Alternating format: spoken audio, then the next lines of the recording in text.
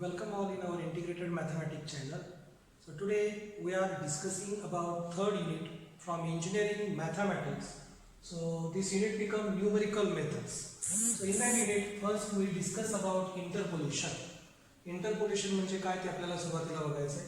तर इंटरपोलेशन हे असं टेक्निक आहे ज्याच्यामध्ये आपल्याला फंक्शनची व्हॅल्यू फंक्शन माहित नसताना सुद्धा आपण फंक्शनची व्हॅल्यू फाइंड करू शकतो. ओके, तर त्या केसमध्ये आपल्याला एक इंटरवल माहित पाहिजे आणि त्या इंटरवल मधल्या कुठल्याही एका व्हॅल्यूला इन बिटवीन दिलेल्या जो इंटरवल आहे त्याच्यामधल्या कुठलीही एखादी व्हॅल्यू तुम्हाला दिलेली असेल तर त्यामधल्या व्हॅल्यूला आपण फंक्शनची व्हॅल्यू फाइंड करू शकतो.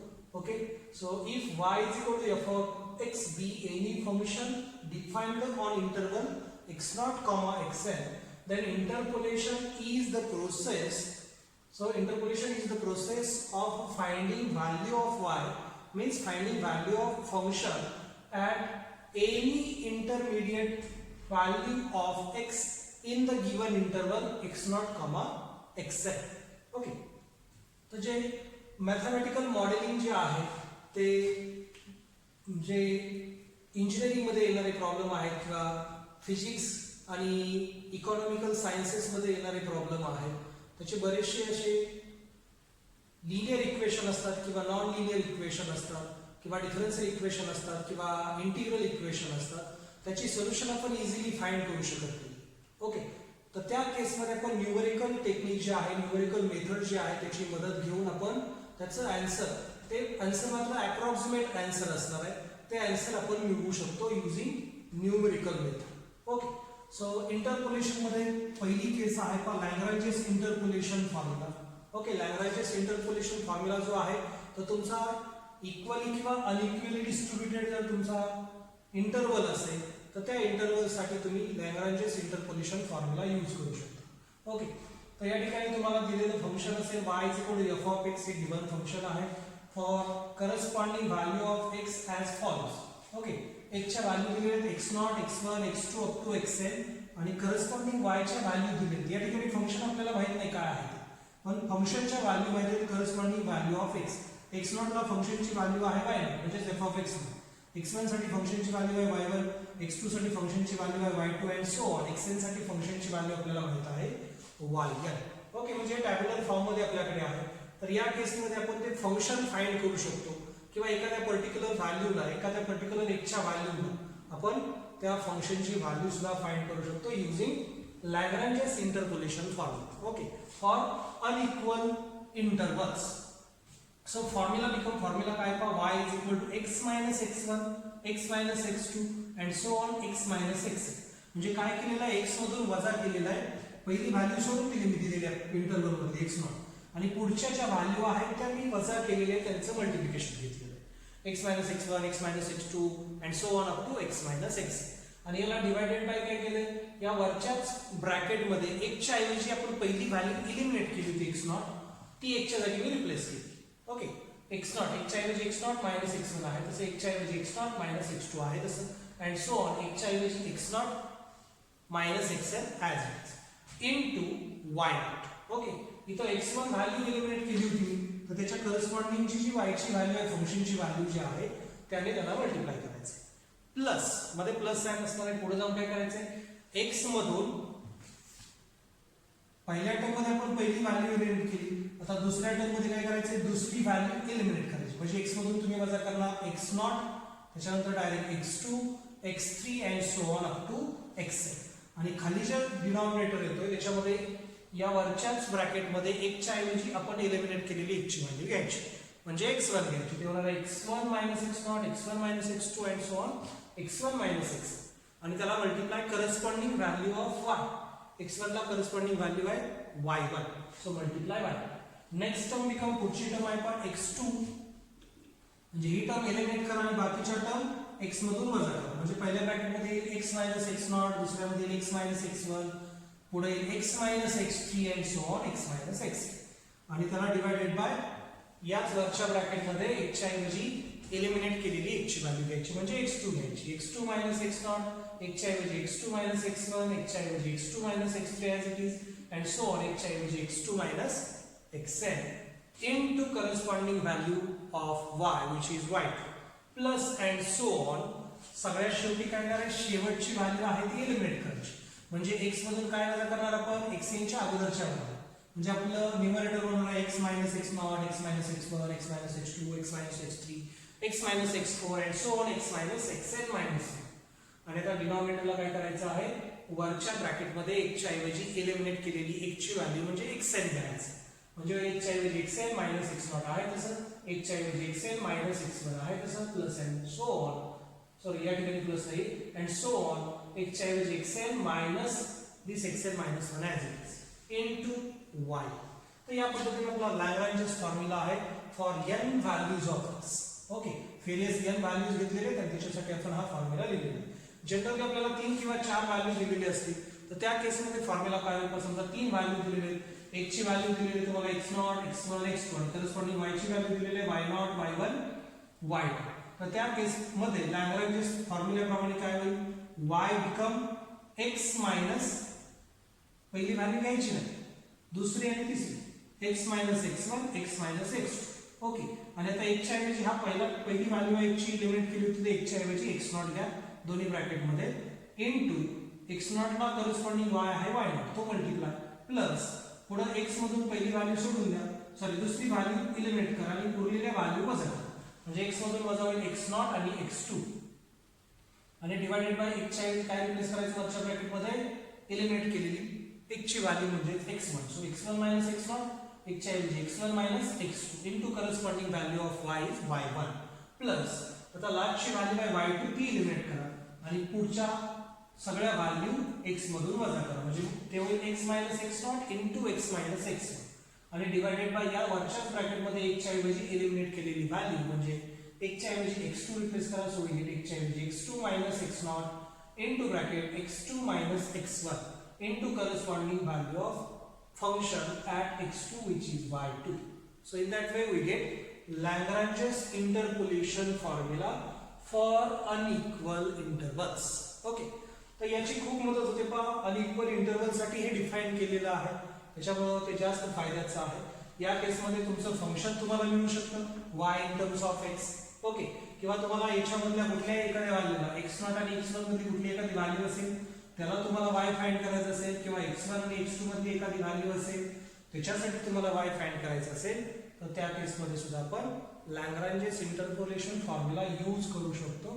ओके, त्याचे एक्झाम्पल घेतल्यानंतर आणखी ते क्लिअर होईल, एवढं पाहून घ्या. Okay, now this is our first example on Lagrange's interpolation formula. Find the function for the following data, also find y at x is equal to 4. So given data become, we have given values of x 0, 1, 2, 5 and corresponding values of function, that means value of y. So for x is equal to 0, value of function is 2, for x is equal to 1, value of function is 3, for x is equal to 2, value of function become 12, and for value of x is 5, then value of function become 147. So first value of x is x0, second value become x1, third value become x2 and last value become x3. And corresponding values of y become, first value become y0, second become y1, y2 and y3.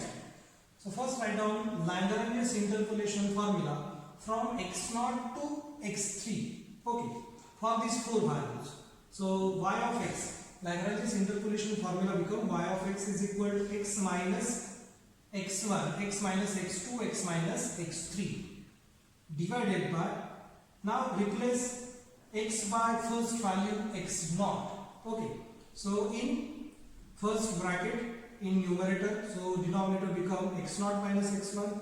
Now replace x by x0, we get x0 minus x2 as it is. Now replace x by x0, in third bracket we get x0 minus x3 into corresponding value of y which is y0 corresponding to x0. Okay, plus x minus x0, x minus x2, x minus x3 divided by x1 minus x0, x1 minus x2, x1 minus x3 into y1 plus x minus x0, x minus x1, x minus x3 divided by x2 minus x0, x2 minus x1, x2 minus x3 into y2 plus x minus x0, x minus x1, x minus x3 divided by, replace x by x3, so we get x3 minus x0, x3 minus x1, x3 minus x2 into corresponding value of function is y3. Okay, So this is our Lagrange's interpolation formula for given data. And now replace given values in this formula. So we get x minus x1, x minus x2, x minus x3, because x1 is 1, x2 is 2 and x3 is 5, divided by, in numerator replace x by first value x0, so which is 0, so 0 minus 1 as it is, 0 minus 2 as it is, replace x by 0, we get 0 minus this 5 as it is into corresponding value of y corresponding to x0, which is 2, so into 2, plus similarly second term become x minus x0, x minus x2, x minus 5 divided by 1 minus 0, 1 minus 2, 1 minus 5 into 3. Third term become x minus 0, x minus 1, x minus 5 divided by 2 minus 0, 2 minus 1, 2 minus 5 into 12 plus x minus 0, x minus 1, x minus 2 divided by 5 minus 0 into 5 minus 1 into 5 minus 2 into 147. Now simplify each term. So after simplification we get this first of all I will simplify this denominator. So 0 minus 1 is minus 1, 0 minus 2 is minus 2, 0 minus 5 is minus 1. So minus 1 into minus 2 is minus 1 into minus 2 is plus 2, plus 2 into minus 5 is minus 10. So 2 divided by minus 10 is minus 1 upon 5 into, now simplify this numerator. So after simplification numerator become multiplication of these three brackets. So first simplify any two brackets. So I will simplify second and third. So x minus 2 into x minus 5. So this become x into x, x square, minus 5 into x is minus 5x, then minus 2 into x is minus 2x, then minus 2 into minus 5 become plus 10. So in that way we get x square minus 7x plus 10. And now x minus 1 into x minus 2 into x minus 5 become x minus 1 into this multiplication become x square minus 7x plus 10. So we get x into x square become x cube, x into minus 7 is minus 7x square, x into plus 10 is plus 10x, then minus 1 into x square is minus x square, then minus 1 into minus 7x is plus 7x, minus 1 into plus 10, so this become minus 10. So in that way we get x cube, this minus 7x square minus x square become minus 8x square, then plus 10x plus 7x become plus 17x, and this minus 10 as it is. So in that way we get first bracket x cube minus 8x square plus 17x minus 10. Similarly simplify second term, third term and fourth term. So second term become 3 upon 4 into x cube minus 7x square plus 10x. Third term become minus 2 into bracket x cube minus 6x square plus 5x. And last term become plus 147 divided by 60 into x cube minus 3x square plus 2x. आणि आता याला simplify करायचं आहे. इथं डिनॉमिनेटरला 5 आहे, इथं 4 आहे, इथं 16 आहे. डिनॉमिनेटर सेम करून घ्यायचा आहे. आता इथं डिनॉमिनेटरला 5 आहे, 4 आहे, 16 आहे. मोठी संख्या आहे 16. इथं 16 आणण्यासाठी काय करावं लागेल? 12 ने मल्टिप्लाय डिवाइड करावं लागेल. याला पहिल्या टर्मला 12 ने मल्टिप्लाय डिवाइड करावं लागेल. दुसऱ्या टर्मला 16 आणण्यासाठी सेकंड टर्मला कशाने 15 ने मल्टिप्लाय डिवाइड करावं लागेल. आणि या पद्धतीने डिनॉमिनेटर सेम होईल. आणि एकदा डिनॉमिनेटर सेम झाला की तो एकदाच लिहायचा 60 आणि न्यूमरेटरची ॲडिशन मल्टिप्लिकेशनची काय आहे ते करून घ्यायची. आणि मग सिम्प्लिफाय केल्यानंतर आपल्याला y ची व्हॅल्यू भेटते पहा x³ - x² + 2x. ओके, या पद्धतीने आपल्याला फायनल आन्सर भेटतोय our polynomial in terms of x. Okay, हा जो डाटा दिलेला आहे तो कोणत्या फंक्शनसाठी आहे तर तो x³ - x² + 2x या फंक्शनसाठी तो दिलेला डाटा आहे. ओके, आणि त्याच्यानंतर आपल्याला पुढे विचारलेला आहे also find y at x is equal to 4. Now replace x is equal to 4 in this polynomial. So we get y of 4 is equal to 4 cube minus 4 square plus 2 into 4. So this becomes 78. Okay, म्हणजे दोन गोष्टी या ठिकाणी आपण find करू शकतो पहा दिलेल्या डाट्यावरून लॅग्रांजेस इंटरपोलेशन फॉर्म्युल्याची मदत घेऊन. तर ते आपल्याला फंक्शन फाइंड करता येतं डाटा माहित असेल तर. त्याचबरोबर इंटरमिडिएट कुठली एक ची व्हॅल्यू दिली आपल्याला 0 आणि 5 च्या मधली, तर त्याच्यासाठी आपण फंक्शनची व्हॅल्यू फाइंड करू शकतो. Okay, so this first example on Lagrange's interpolation formula एकदा बघून घ्या.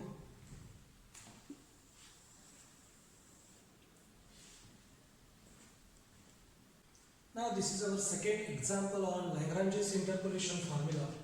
So example become using Lagrange's interpolation formula, find y at x is equal to 1.5, dy by dx means derivative of y with respect to x at x is equal to 0.5, and integration of y with respect to x from 0 to 3 for interval 0 to 3. For the following data, x is equal to 0, 1, 2, y is equal to 4, 3, 6.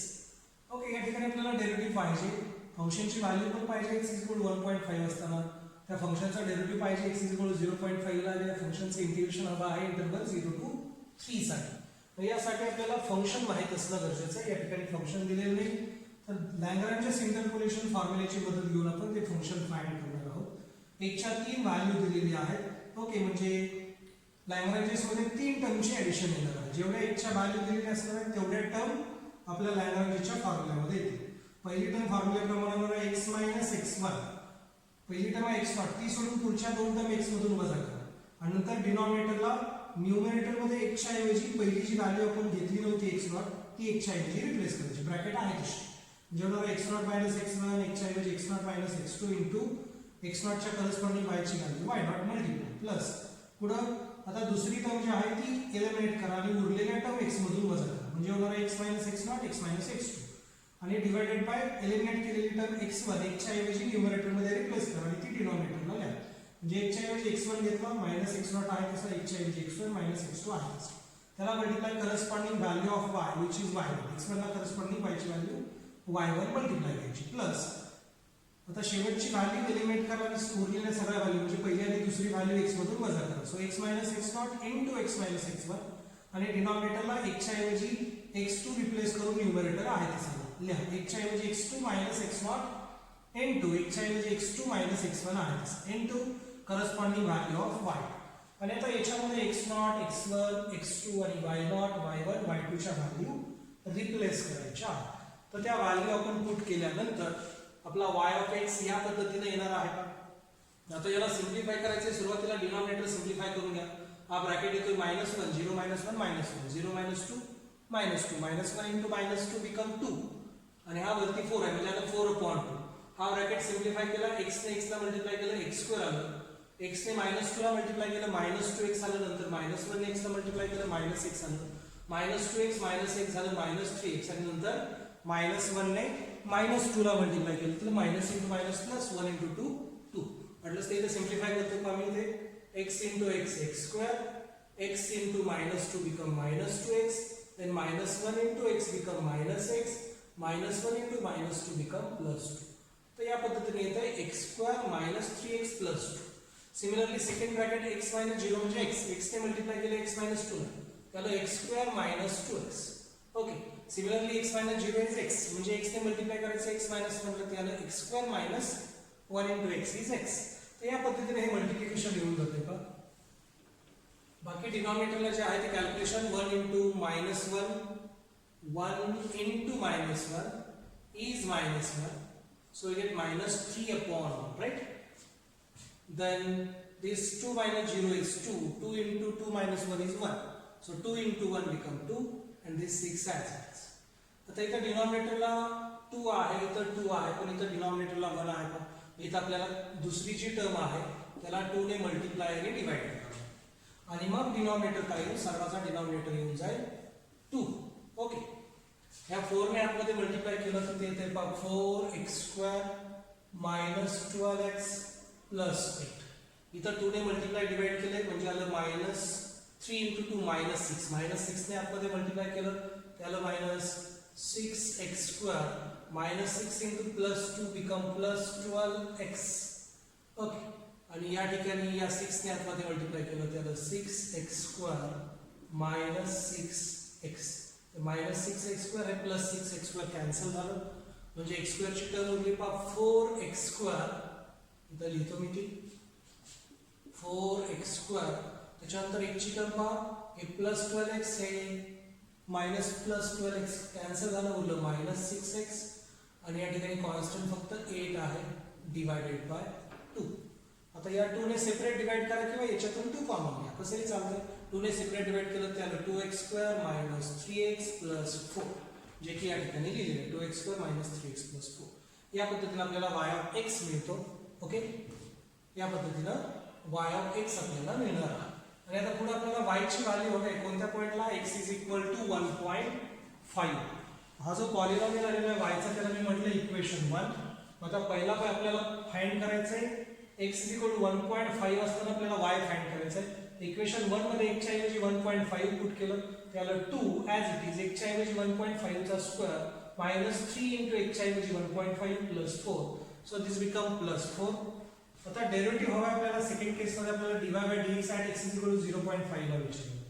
y आपल्याकडे आहे त्याला differentiate केलं y चा derivative dy by dx 2 into x² x² चा derivative 2x 2x into 2 4x minus 3x minus 3 आहे तसा x चा derivative 1 आणि 4 चा डेरिव्हेटिव्ह 0 म्हणजे डेरिव्हेटिव्ह आला 4x मायनस 3 आणि हा डेरिव्हेटिव्ह कोणत्या पॉइंटला पाहिजे x इज इक्वल टू 0.5 ला पाहिजे याच्यामध्ये x च्या ऐवजी 0.5 पुट केलं आलं मायनस 1.